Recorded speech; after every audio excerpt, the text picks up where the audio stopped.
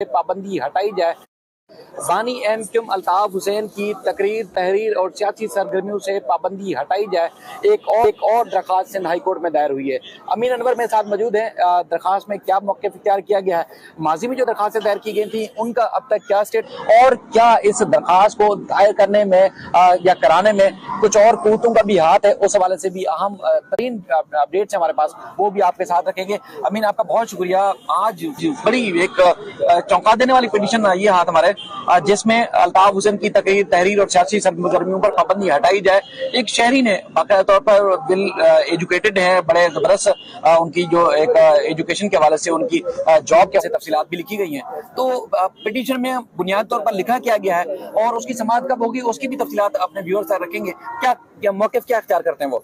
जी शायद देखें, मोहम्मद आफ्ताबुद्दीन बकाई ये दरख्वास्त गुजार हैं। उन्होंने दरख्वास्त दायर की है। इनका ये कहना है कि ये ग्रेजुएट हैं और सऊदी अरब के एक मरकज़ी बैंक में जो है वो मुलाजमत के बाद वहाँ से रिटायर हुए हैं और 2018 में जो है वो कराची अपना जो शहर है, आबाई शहर, वहाँ पे वापस आए हैं। और उन्होंने इस बात की कमी जो है वो शदीद महसूस की है कि अल्ताफ हुसैन की जो तकरीर पर पाबंदी लगाई गई है पाकिस्तान के मीडिया में, उनकी तकरीर नशर करने पे, उनकी तस्वीर वगैरह दिखाने पे जो पाबंदी लगाई गई थी अगस्त 2016 में, उससे जो उनके मिलियंस में फॉलोअर्स हैं, जो उनके वोटर हैं, सपोर्टर हैं, उन्हें उनकी तकरीर सुनने के हक से महरूम कर दिया गया है। उनका ये कहना है कि वो सन ऑफ सिंध है, सन ऑफ सॉइल है, और अल्ताफ हुसैन की जो तकरीर पर पाबंदी है उस पर पाबंदी जो है वो ख़त्म की जाए। और उन्होंने एमक्यूएम के जो काम है, जो फलाई कामों के हवाले से भी अदालत को बताया है कि एमक्यूएम एक मुतवस्सित तबके की जमात है और उन्होंने गरीबों के लिए, मिडिल क्लास लोगों के लिए बात की है। और महंगाई के उस दौर में भी जब एमक्यूएम जो वजूद में है, उसके बाद उन्होंने गरीबों के लिए मुफ्त बाजार लगाया। इसके अलावा पाकिस्तान में एक जो जलजला आया था उसमें भी एमक्यूएम की गिरां कदर खिदमत है पाकिस्तान के लिए। और इसके अलावा उन्होंने ये कहा है कि एमक्यूएम का जो मंशूर है, जिसमें वो बात करते हैं जागीरदारों, वडेरों और सरमायादाराना निज़ाम के खिलाफ, लिहाजा इस वजह से जो है वो अल्ताफ हुसैन पर जो पाबंदी लगाई गई थी 2016 में, वो ख़त्म की जाए और यहाँ के लोगों को दोबारा अल्ताफ हुसैन की जो तकरीर है वो सुनने का हक दिया जाए। और पाकिस्तान का आइन भी ये कहता है कि फ्रीडम ऑफ स्पीच जो है वो हर शहरी का हक है, लिहाजा अल्ताफ हुसैन को भी ये हक हासिल है। उन्होंने अहम नुक्ता ये भी उठाया है कि अल्ताफ हुसैन के खिलाफ हेट स्पीच के केसेस जो हैं वो पेंडिंग ज़रूर हैं, लेकिन पाकिस्तान समेत कहीं भी ये इल्ज़ामात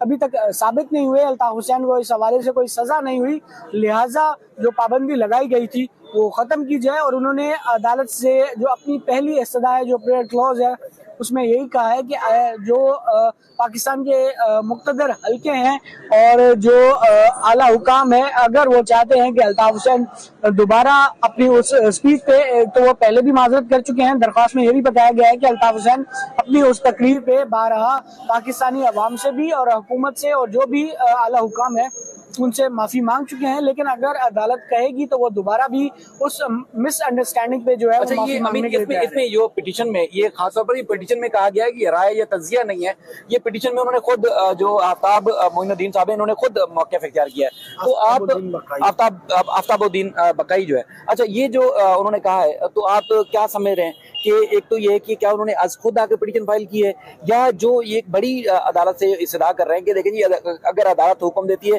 कि तमाम उन हल्कों से भी अल्ताफ हुसैन रजू करने के लिए तैयार हैं, उनसे अगर जरूरत पड़ी तो माजरत करने के लिए भी तैयार हैं, इससे पहले भी माजरत कर चुके हैं, तो इसका मतलब ये है कि अल्ताफ हुसैन साहब या एमक्यूएम लंदन की इसमें मंशा मर्जी शामिल होगी। आपको क्या लग रहा है?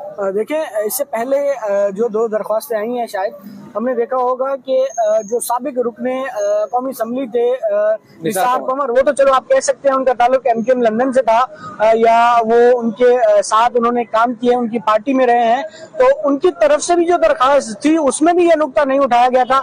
एक शहरी की जानिब से जो दरख्वास्त दायर की गई थी उसमें भी हमने ये चीज़ मिस देखी, इसलिए ये दरख्वास्त जो है वो ज्यादा तवज्जो की हामिल है जो इसकी प्रेयर क्लॉज 1 है।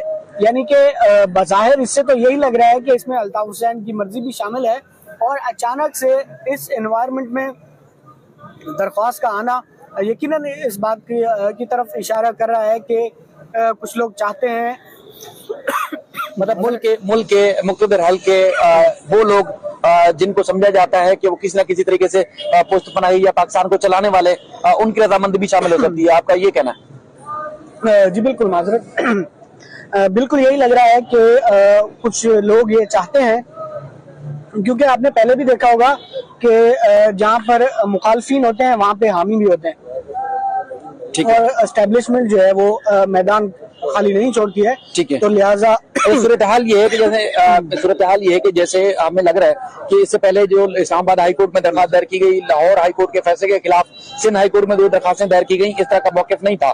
तो अब कुछ लोग भी ये चाहते हैं कि जो अल्ताफ हुसैन पर पाबंदी लगाई गई थी और उसके बाद उनकी जो सियासी सरगर्मियां, उनकी एक्टिविटी दायर है, उसको आवाम भी मिस करती है। तो कहीं ना कहीं वो खला पुर किया जाए, यानी कि एमक्यूएम के मर्जर के बावजूद वो खला जो है वो पुर नहीं हो सका जो कि अल्ताफ हुसैन के आने या उनकी गैर मौजूदगी में है।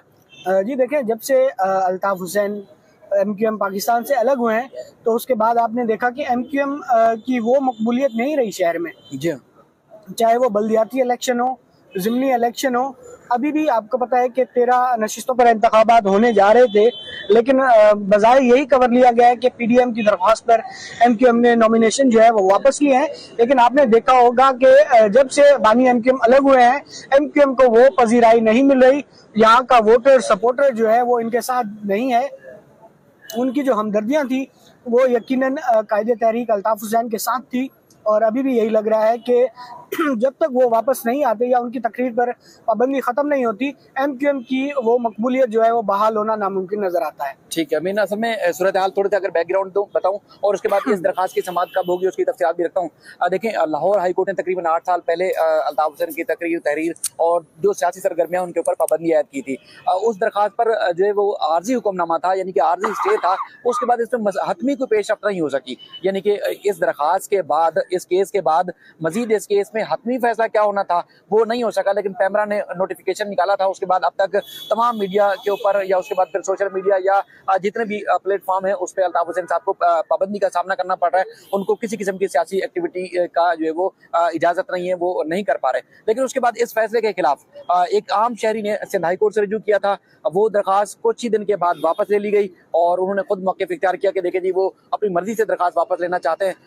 हो सकता है उनको बैकग्राउंड में किसी मुश्किलात का सामना भी करना पड़ा हो, लेकिन जो एमएनए थे, साबिक एमएनए निसार पंवर, उनकी तरफ से जो दरखास्त दायर की गई थी, दरखास्त दायर करने के बाद यानी कि पहली जब समाअत हुई उसके बाद वो खुद लापता हो गए। उनके बेटों को भी महसूर किया गया और सिंध हाई कोर्ट में हमने देखा मोहसिन पंवर और दीगर उनके बेटे उनको काफी मुश्किलात का सामना करना पड़ा। उसके बाद फिर तकरीबन 1 महीने के बाद निसार पंवर को जो वो रिहा किया गया, लेकिन वो लापता रहे। उसके बाद उनकी जो केस है वो अब भी पेंडिंग है।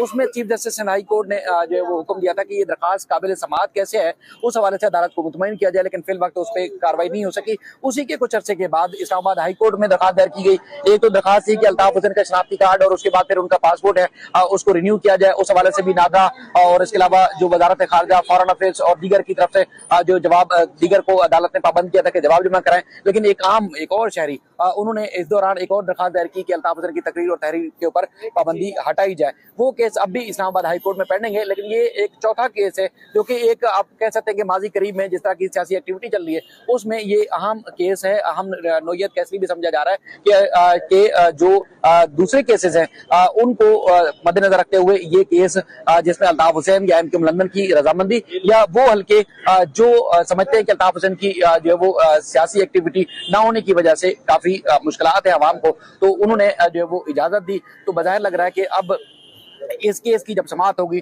तो उनको कहीं ना कहीं रिलीफ मिलता हुआ नजर आ रहा है, क्योंकि ये जो नुक्ता है कि अल्ताफ हुसैन अगर अदालत कहेगी तो उन हल्कों से भी, उन इदारों से, उन महकमों से, उन अफराद से भी बजाते खुद एक बार फिर मदद करने के लिए तैयार हैं। तो इसका मतलब यह है कि अल्ताफ हुसैन की रजामंदगी शामिल हो सकती है। इस केस की समाअत चूंकि कल यानी कि इसके ऊपर जो वो पिटीशन के ऊपर बाकायदा तौर पर नंबर लग जाएगा, 1 मार्च को सिंध हाई कोर्ट का 2 रुकनी बेंच जो है समाअत करेगा। इम्कान है कि chief justice Sindh high court Ahmed Ali Sheikh sahab की सरबराही में 2 रुकनी बेंच इसकी समाअत करेगा। मजीद भी इस सिलसिले में जो अपडेट्स होंगी आपके सामने रखेंगे।